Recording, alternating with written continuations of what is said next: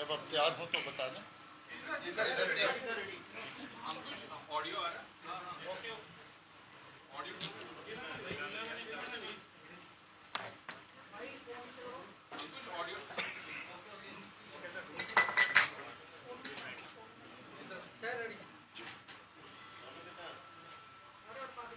आप सब जानते हैं कि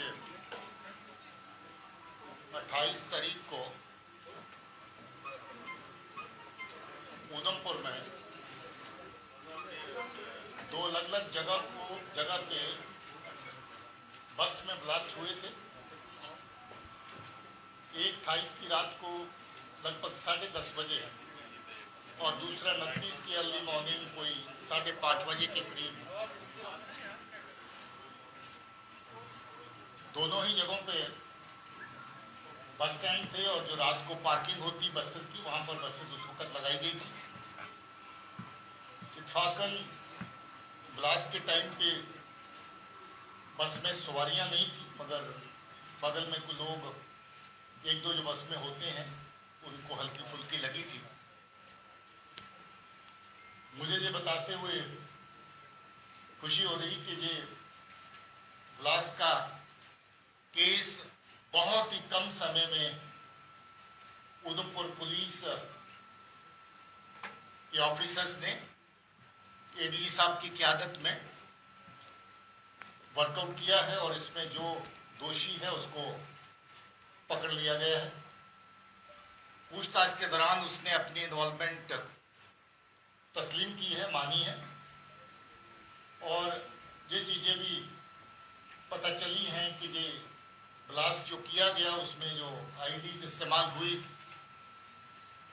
वो कहाँ से आई, कैसे आई, किसके कहने से आई। मैं थोड़ी सी तफसील जो स्पेसिफिक इस केस में है चाहूँगा कि एडिशनल डीजी जम्मू आपके साथ शेयर करें और उसके बाद अगर आपके कुछ सवाल होंगे तो उन सवाल का जवाब देंगे।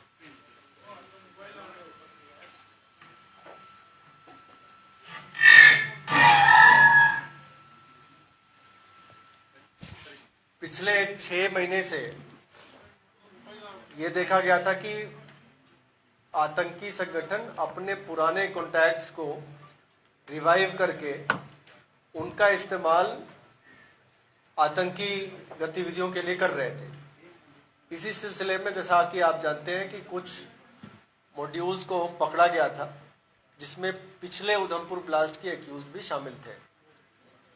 इसी कड़ी में मोहम्मद अमीन भट्ट इलियास खुबैब जो डोडा का रहने वाला है, इसने उधमपुर में पिछले ब्लास्ट में भी इसका हाथ था और अभी के ब्लास्ट में भी इसी आतंकी ने, जो कि पाकिस्तान में जाके सेटल हुआ है, वहाँ से इसने अपने कॉन्टैक्ट्स को रिवाइव किया, जिसमें असलम शेख नाम का आतंकी जो बसंतगढ़ उधमपुर का रहने वाला है, उसको इसने सोशल मीडिया ऐप्स के ज़रिए कॉन्टैक्ट किया और उसके बाद इसको 21 तारीख सितंबर को इसने कहा कि तुम्हें कोई सामान जो है मैं ड्रॉप करवाऊंगा ड्रोन के ज़रिए, उसको पिकअप करना है।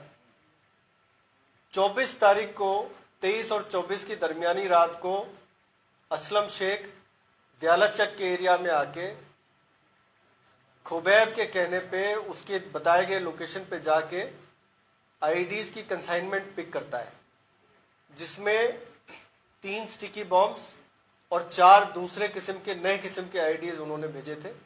ये वो रिसीव करता है और अपने घर ले जाता है। 27 तारीख को इसको खुबैब का आदेश आता है कि आपने एक हाई प्रोफाइल मिनिस्टर की विजिट है, उसके पहले आपने किसी सूटेबल लोकेशन पे आईडीज फिक्स कर देना है। तो असलम शेख अपने घर से निकलता है, बसंतगढ़ से रामनगर की तरफ आता है और उसी बस में रामनगर में उतरने के बाद वहाँ के नज़दीक के बाथरूम में जाके 2 आईडीज को एक्टिवेट करता है। एक आईडी जिस बस में वो आया था, रामनगर में उतरा था, उस बस में लगाता है पीछे की तरफ, और दूसरा रामनगर के से जो उधमपुर गाड़ी आ रही थी उसमें लगाता है। 2 आईडीज ये लगाता है।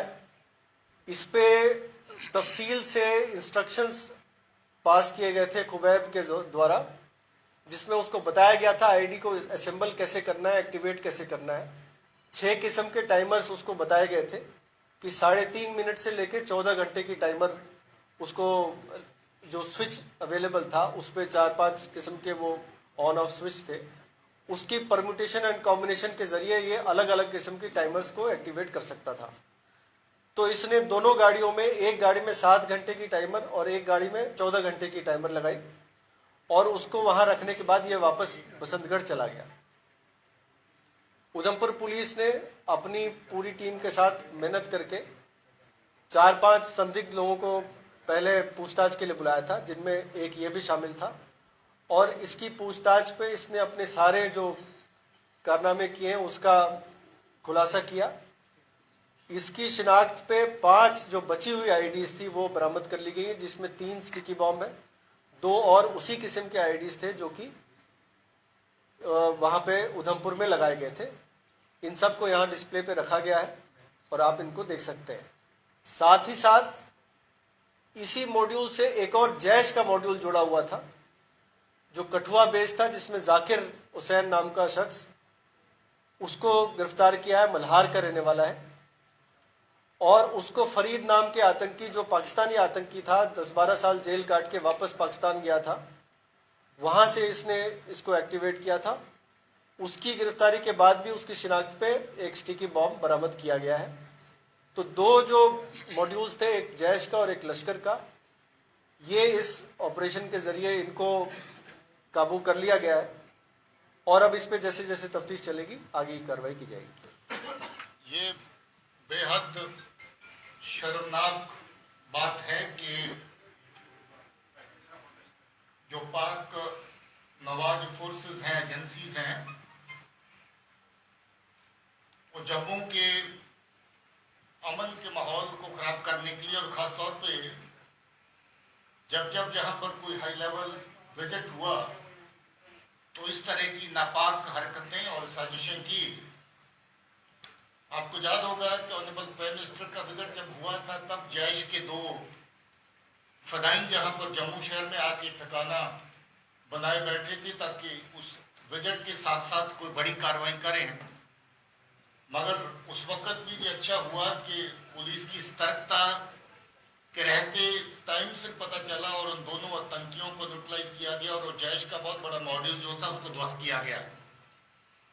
इस बार भी ये लश्कर का मॉड्यूल है, बेसिकली असलम शेख लश्कर के साथ वाबस्ता है। 2005 में ये एक्टिव आतंकी होता था और बिलावर के केस में गिरफ्तार हुआ था, जिसमें इसको सजा हुई थी और थोड़ा ही अर्सा पहले जेल से छूट करके जब वापस आया था, और जेल से छूटने के बाद ही ये पाकिस्तान में बैठे अमीन के खुबैब जिसको कहते हैं उसके कांटेक्ट में आया और इसको ये कार्रवाई दी गई कि इस वक्त जो बड़ा एक विजिट दिल्ली से प्लान हो रहा है उसके पहले कोई बड़ी कार्रवाई की जाए, और उसको जगह भी दी गई कि उधमपुर में जहां पहले किया था उसी जगह पर इस तरह के फिर से 2 बड़े धमाके जो हैं उनको अंजाम दिया जाए।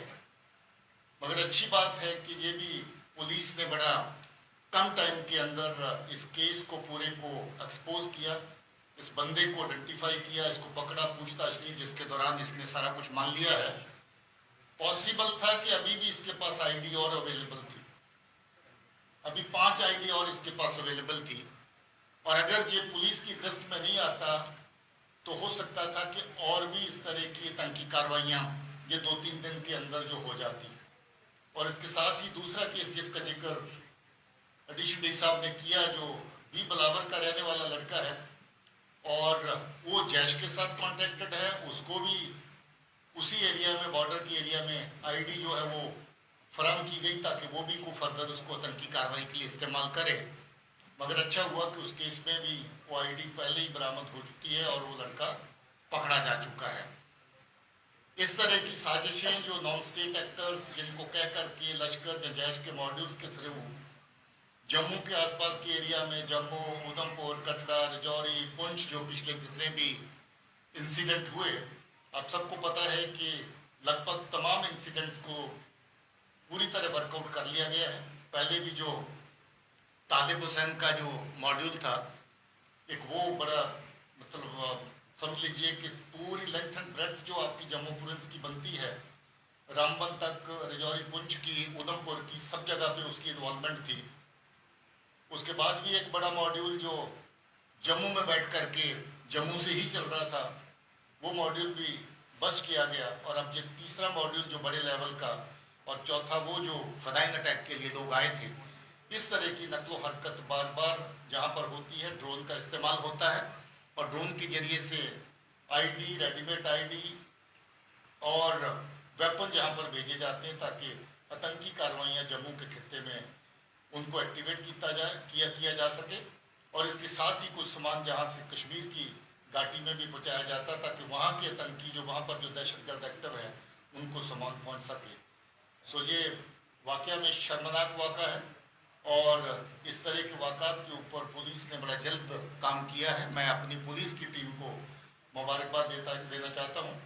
इसमें एडीजी साहब, इनके साथ डीआईजी, एसएसपी और नीचे जो टीम खासतौर पे एसडीपीओ जो इलाके के हैं, उनकी टीम ने बहुत अच्छे से तफ्तीश करी और इस केस को पूरे को निकाला है।